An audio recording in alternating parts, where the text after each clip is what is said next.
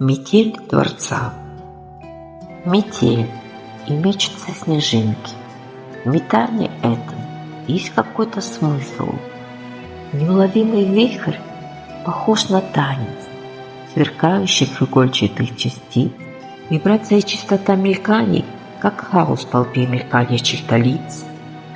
Но в бессознательности танца рождается мелодия Творца. Ведь все по сути, все творение, все создано из хаоса, небытия. Так может быть метель как повторение? Как Божий Дух над водами носился, из пустоты, из хаоса творя.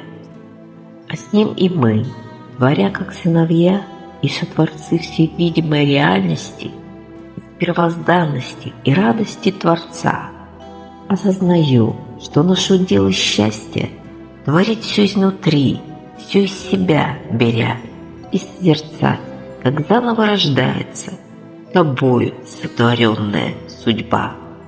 Метель, и мечутся снежинки. Метель судьбы, метель Творца.